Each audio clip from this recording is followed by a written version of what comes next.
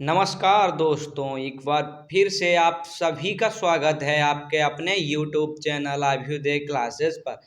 दोस्तों, जैसा कि हमारा हिंदी में एक प्रैक्टिस सेट हो चुका है, जो हमारा ये अगला प्रैक्टिस सेट है, इसमें हम करेंगे 25 क्वेश्चन और इसके बाद जो नेक्स्ट प्रैक्टिस सेट आएगा उसमें भी हम 25 क्वेश्चन करेंगे। जो गाइज आपकी क्लास मिस हुई है कल की संडे को छुट्टी के कारण हमने यूट्यूब की भी क्लास अपलोड नहीं की। तो दोस्तों, हम आपको बता दें कि आज जो आपकी हिंदी की क्लासेस हैं वो 2 अपलोड की जाएंगी, पॉलिटी की भी, यानी वो क्या नाम, इंडियन कॉन्स्टिट्यूशन की 2 से या 1 क्लास अपलोड कर दी जाएगी, 2 नेक्स्ट प्रैक्टिस सेट करा दिए जाएंगे। तो इसमें हम टॉप 25 क्वेश्चंस की बात करेंगे और साथ ही अगले टॉप 25 क्वेश्चन की सीरीज भी इसी के साथ अपलोड की जाएगी। तो दोस्तों, बिना देरी किए हुए हम चलेंगे क्वेश्चन की ओर। और उससे पहले ये और बात कि जो लोग हमारे चैनल को फर्स्ट टाइम विजिट कर रहे हैं वो सब्सक्राइब ज़रूर कर लें, वो सब्सक्राइब ज़रूर करें और शेयर भी करें अपने फ्रेंड सर्किल में।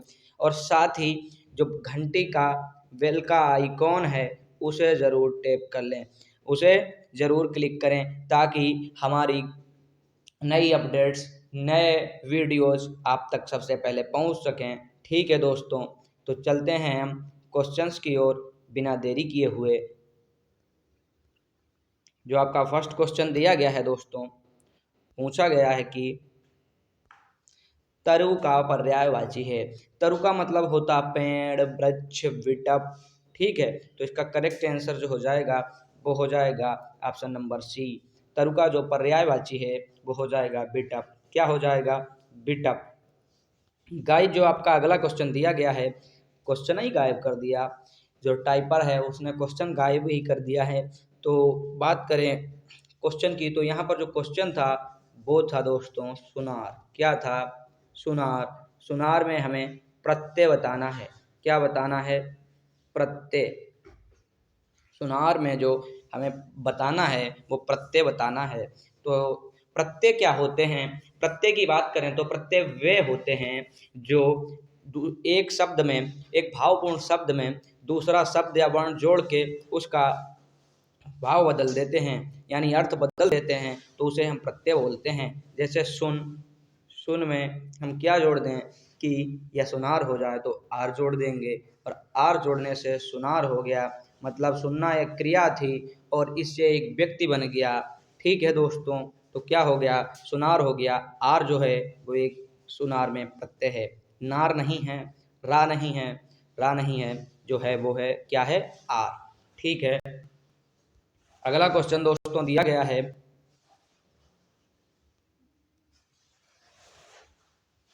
पूछा गया है कि सिमटना का विलोम शब्द क्या होगा। यहाँ पर जो दोस्तों थोड़ी त्रुटि हुई है, फैसला। फैसला की जगह पर यहाँ पर आप लोग लिख लें फैलना। क्या लिखेंगे? फैलना। सिमटना, फैलना। आप लोग समझ गए होंगे, सिकुड़ना और सिमटना सेम चीज़ है। विस्तार, संकीर्ण का विस्तार, संकुचित का विस्तृत। ठीक है, ये तो अलग हो गए। बात करें सिमटना की तो इसका जो आंसर होगा वो होगा फैलना। ऑप्शन डी ही इसका करेक्ट आंसर हो जाएगा। अगला जो आपका क्वेश्चन दिया गया है, गाइज पूछा है कि हाथ पसारना मुहावरे का अर्थ क्या है। हाथ पसारना मुहावरे का क्या अर्थ है? हाथ पसारना किसी से कुछ मांगना, यानी मांगना। तो इसका ऑप्शन ये करेक्ट आंसर हो जाएगा। अब हम चलते हैं नेक्स्ट क्वेश्चन की ओर। अगला क्वेश्चन दिया गया है, पठन का विशेषण रूप क्या है। पठन का जो विशेषण रूप है वो है पठित। क्या है? पठित। पठित जो है पठन का विशेषण रूप है। कैसा रूप है? विशेषण रूप। सम्मति का संधि विच्छेद क्या है? सम्मति का संधि विच्छेद क्या है? गाइज, ये आप लोग कमेंट बॉक्स में कमेंट करेंगे।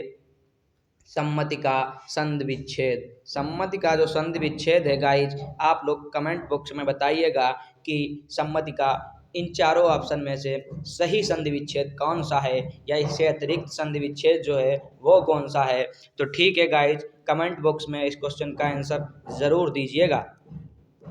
अब हम बात करें नेक्स्ट क्वेश्चन की।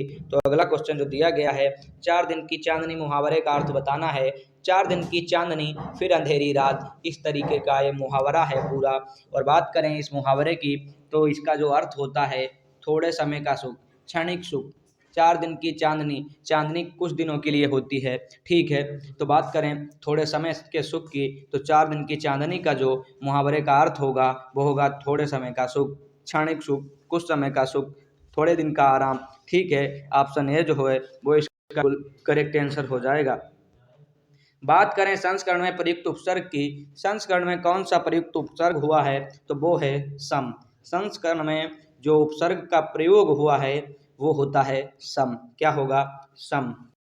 दुख देने वाला, दुख देने वाला या दुख का अनुयायी, तो वो क्या होगा? वो होगा दुखद। क्या होगा? दुखद।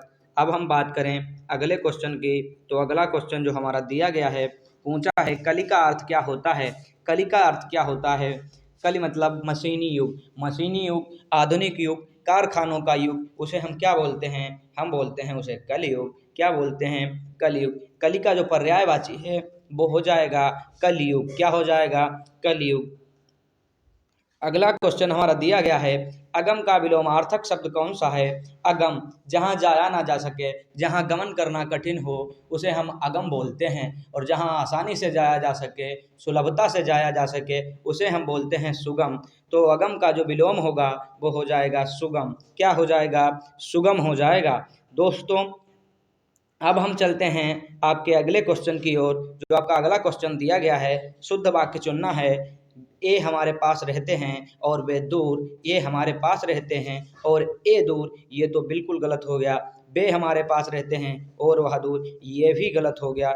ये हमारे पास रहते हैं और वह दूर, तो ये भी गलत हो गया। जो करेक्ट ऑप्शन है वो है option number A. Correct answer जो है वो ऑप्शन नंबर ए है।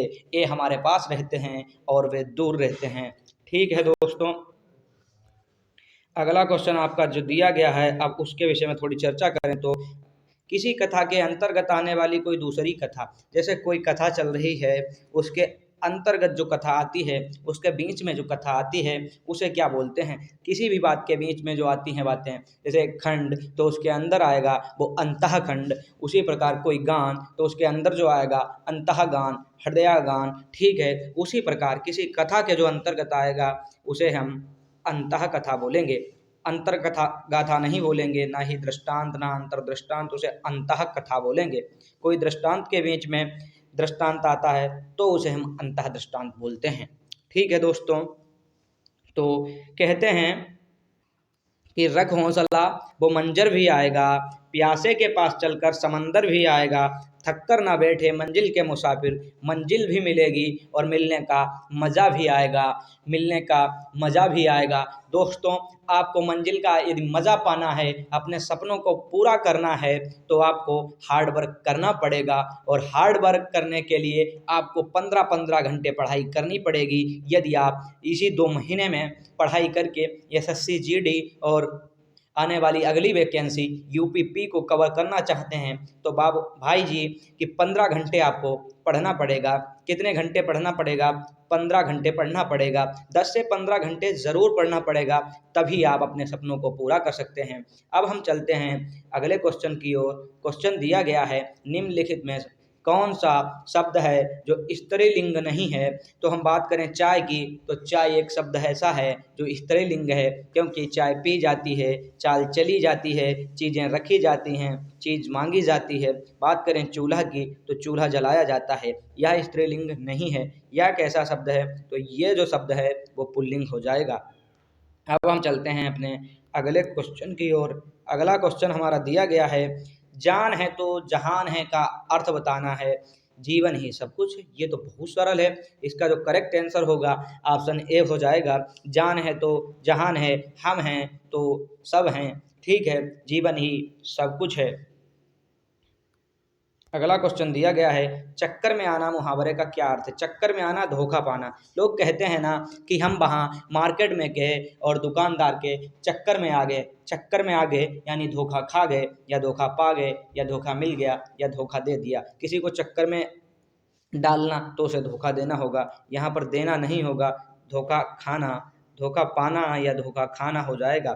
ठीक है दोस्तों, अब हम चलते हैं अपने अगले क्वेश्चन की ओर। अगला जो क्वेश्चन है पूछा गया है, सत्कर्म का संधि विच्छेद क्या है। सत्कर्म का जो संधि विच्छेद है वो हो जाएगा सत धन कर्म। ऑप्शन ए इसका करेक्ट हो जाएगा। अब बात करें ऑप्शन सी की, तो ये भी सेम है, तो ये दोनों ऑप्शन हैं बिल्कुल सेम हैं और यही इसका करेक्ट आंसर हो जाएगा। ठीक है दोस्तों, अब हम चलते हैं नेक्स्ट क्वेश्चन की ओर। अगला क्वेश्चन हमारा दिया गया है, पूछा गया है प्रयोग। अगले क्वेश्चन में जो दिया गया है पूछा है प्रयोग का उपसर्ग क्या है, तो प्रयोग का उपसर्ग जो है वो है प्रा। बात करें उपसर्ग की, तो उपसर्ग में किसी पूर्ण शब्द को आगे, पूर्ण शब्द के आगे कोई अन्य वर्ण या शब्द जोड़ के उसे एक नए भाव में बदल दिया जाता है, उसे हम उपसर्ग बोलते हैं। जैसे ये कोई शब्द है, इसके आगे एक छोटा सा और शब्द जोड़ दें तो इसका बदल जाए और नया शब्द यहाँ पर बने, तो उसे हम बोलेंगे उपसर्ग। क्या बोलेंगे? उपसर्ग। ठीक है, बात करें प्रयोग की, तो योग था और योग के आगे प्रा जुड़ा, प्रयोग बन गया। क्या बन गया? प्रयोग बन गया।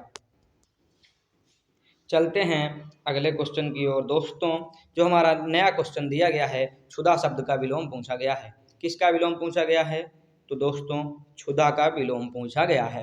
अब क्षुधा, क्षुधा मतलब भूखा और तृप्त मतलब खा चुका, मतलब जिसकी आत्मा तृप्त हो चुकी है, जिसने भोजन परिपूर्ण तरीके से कर लिया है, वो तृप्त हो गया है। अब चलेंगे अगले क्वेश्चन की ओर। भानुदय का संधि विच्छेद क्या है? भानुदय, भान उदय, भानु धन उदय, तो इसका करेक्ट आंसर ऑप्शन डी हो जाएगा। अब हम चलेंगे अगले क्वेश्चन की ओर। अंतरपट खुलना, अंतरपट खुलना, ये दोहा लिखा था मैंने कि जब से गुरुवर ने दिया हमको ज्ञान विराट, अंतरंग के खुल गए तब से सभी कपाट। जो अंतर के कपाट खुलते हैं वो गुरु द्वारा ज्ञान देने से खुलते हैं, और जब किसी को ज्ञान मिल जाता है, ज्ञान की प्राप्ति हो जाती है, तो उसके कपाट ऑटोमेटिकली खुल जाते हैं। ठीक है, तो ज्ञान प्राप्त करना, अंतरपट खुलना। ठीक है, जो करेक्ट आंसर होगा वो होगा ऑप्शन नंबर बी। अब हम चलें अगले क्वेश्चन की ओर। तो इसका जो अगला क्वेश्चन है वो है कि निम्न में कौन सा वाक्य दृष्टि से, व्याकरणिक दृष्टि से शुद्ध है? तो कमीज तो सिल गया लेकिन बटन नहीं टंका है। कश्मीर के प्राकृतिक सौंदर्य पर कौन मुग्ध ना होगा? किसी ने मेरी पुस्तक देखी, हमें क्या पता कैसी पुस्तक है, जब तक आप बताएंगे नहीं हिंदी की है, इंग्लिश की है, मैथमेटिक्स की है, काहे की है, तब तक कोई बता नहीं सकता हमने पुस्तक देखी। तो करेक्ट आंसर जो होगा मकान की बाईं ओर सड़क है, मकान की बाईं ओर सड़क है। ठीक है, अब हम चलेंगे अगले क्वेश्चन की ओर। अगला क्वेश्चन जो हमारा दिया गया है, पूछा गया है कि मन के किसी ओर प्रवृत्त होने या उसे हटने की अवस्था को क्या कहते हैं? हम कहें चंचलता, तो चंचलता बिल्कुल भी नहीं होगा। मनमोहक बहुत चीज़ सुंदर होती है। मनोदौर्बल्य मन की दुर्बलता, लेकिन नहीं, मनों की मनोवृत्ति, मन की जो आवृत्ति है वो या कहीं एक जगह लग रही है या बिल्कुल नहीं लग रही है या इधर उधर भटक रही है, उसे हम मनोवृत्ति बोलते हैं। क्या बोलते हैं? मनोवृत्ति। अब हम चलते हैं नेक्स्ट क्वेश्चन की ओर। अगला क्वेश्चन जो हमारा दिया गया है, पूछा गया है आज का शाब्दिक अर्थ क्या है। अब बहुत से बच्चे यहाँ पर सभी पर टिक कर देते हैं और बकरा भेड़ अजन्मा मान के ये सभी पर लगा देते हैं, लेकिन शाब्दिक अर्थ जो है वो हो जाएगा इसका अजन्मा। क्या हो जाएगा? अजन्मा, जिसका जन्म ना हो। वैसे अनेकार्थी में इसका प्रयोग बकरा भी कर लेते हैं, भेड़ भी कर लेते हैं कभी कभी। ठीक है, तो अजन्मा जो है वो इसका करेक्ट आंसर हो जाएगा। अब हम चलते हैं इस सीरीज के अंतिम क्वेश्चन की ओर, और अंतिम क्वेश्चन जो आपका दिया गया है, कान नाक, कान नाक में कौन सा समास है? तो बात करें कान नाक में, तो वो जो आपका समास है द्वंद्व समास हो जाएगा। कौन सा? द्वंद्व। द्वंद्व समास क्या होता है? दो चीज़ें दी जाती हैं, इनके बीच में हमें और अथवा एवं लगा देने से कोई परिवर्तन नहीं होता है, और अथवा एवं लगा देने से कोई परिवर्तन नहीं होता है, उन्हें हम द्वंद्व समास बोलते हैं। क्या बोलते हैं? द्वंद्व समास। जैसे कान नाक, कान और नाक, माता पिता, माता और पिता, भाई बहन, भाई और बहन, गुरु शिष्य, गुरु और शिष्य, शिक्षक छात्र, शिक्षक और छात्र। ठीक है दोस्तों, तो आज के लिए हमारे ये रहे टॉप 25 क्वेश्चंस, और हम मिलेंगे अगले वीडियो में। तो दोस्तों, यदि आपको हमारी मेहनत पसंद आती है तो हमारे चैनल को सब्सक्राइब ज़रूर कर लीजिएगा और बेल के आइकॉन को भी प्रेस कर लीजिएगा, ताकि हमारे आने वाली नई वीडियोज़ आपको सबसे पहले मिल सकें। तो दोस्तों, आज के लिए इतना ही, मिलते हैं अगले वीडियो में। Thank you so much.